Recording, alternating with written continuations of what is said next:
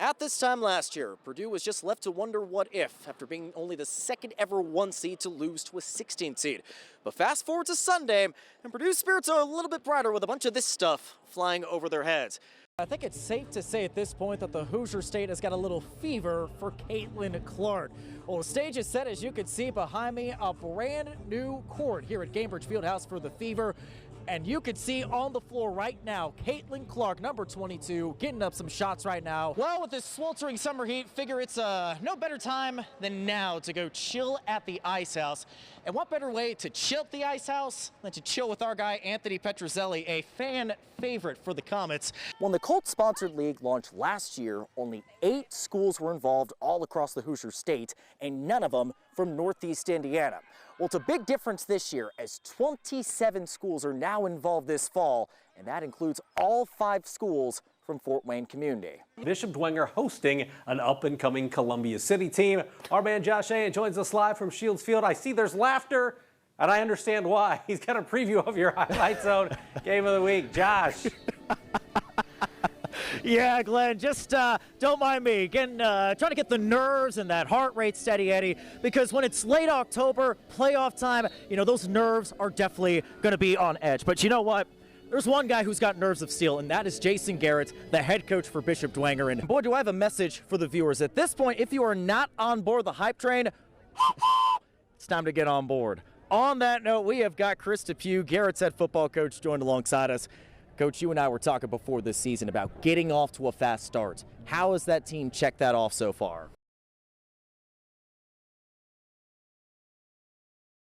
It's a sight for sore eyes for Colts fans. After missing the last 2.5 games with an oblique injury, Anthony Richardson is back in action with the horseshoe. Now, yes, Joe Flacco was pretty solid in his steed, but head coach Shane Steichen restated the obvious this week. Richardson is the starting quarterback. Now, like a lot of Richardson's time so far in the NFL, the Colts have been riding through a roller coaster season. But with the Miami Dolphins in town, the horseshoe hoping to play with a little more porpoise.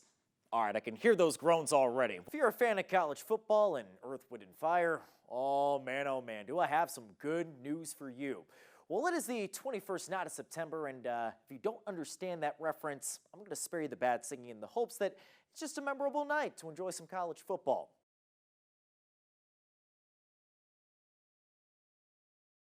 Elijah Abels got his first taste of martial arts at the age of 12 when he was training in Taekwondo. He and his twin brother Isaiah then getting into mixed martial arts when they were at Snyder High School. Now later on this month, Elijah's going to compete for his first amateur world championship in Muay Thai kickboxing. And when Elijah enters the ring, he'll be fighting for a cause that extends far beyond himself. They say twins, typically the older one's the leader. So I was 2 months older than Isaiah. So he was always a very laid back, chilled personality. He'd always follow me, and he's always like, man, he was the best brother I could ask for. Everything that Elijah Abels did as a kid, his twin brother Isaiah was right there beside him.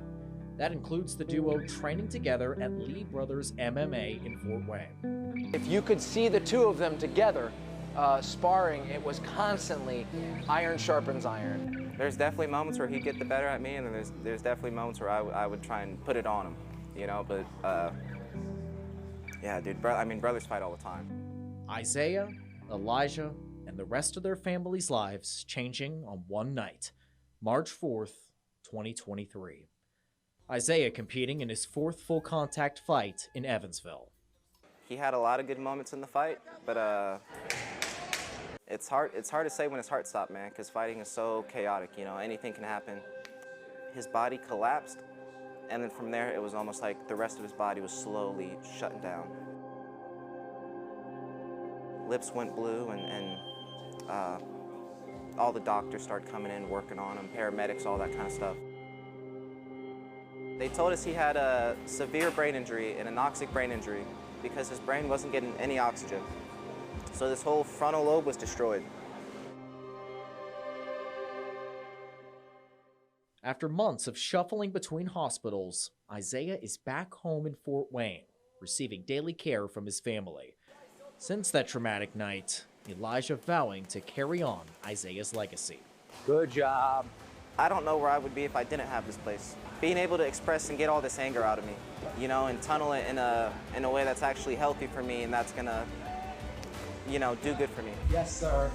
Elijah was always just reckless abandonment in a fight, where Isaiah was very poised and calculated.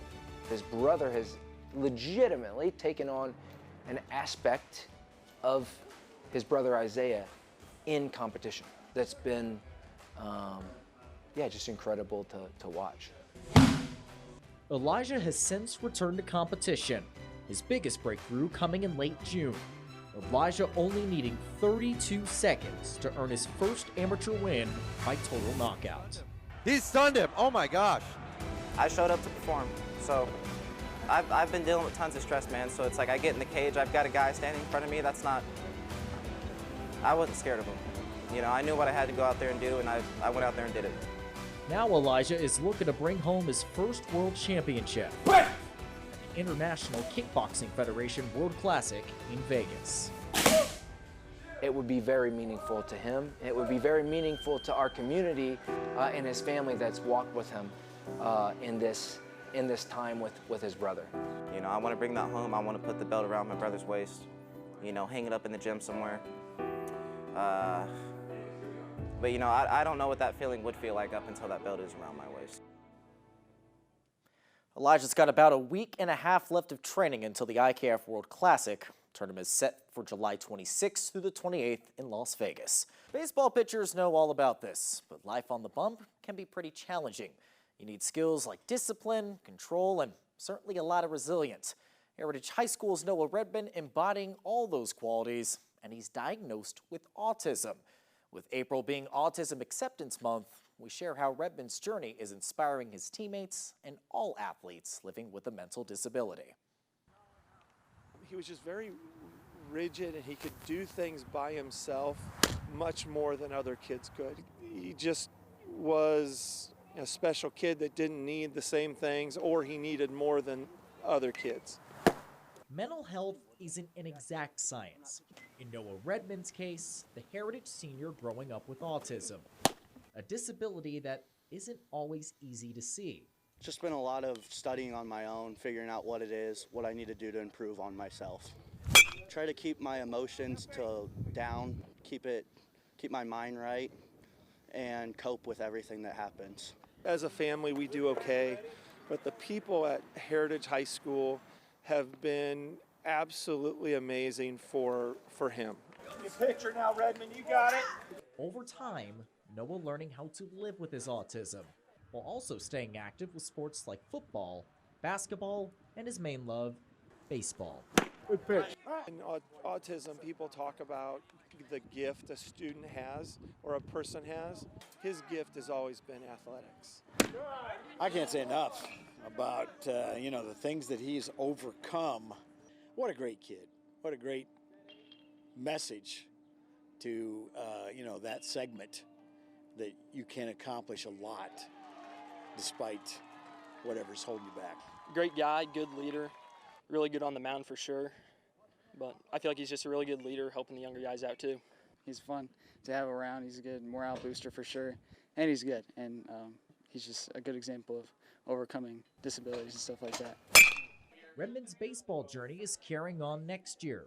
The senior already inking with Indiana Tech back in February. Looking ahead, Redmond is hoping his journey can inspire other athletes living with a similar disability. It just lets them know that you can do anything you want, even if you have autism. You can do it whenever. Well, heading into this week, Heritage sitting with a 9-2 record overall. Meanwhile, Redmond also posting a 2.21 ERA, tossing a team-high 37 strikeouts while allowing 6 runs and just 10 hits.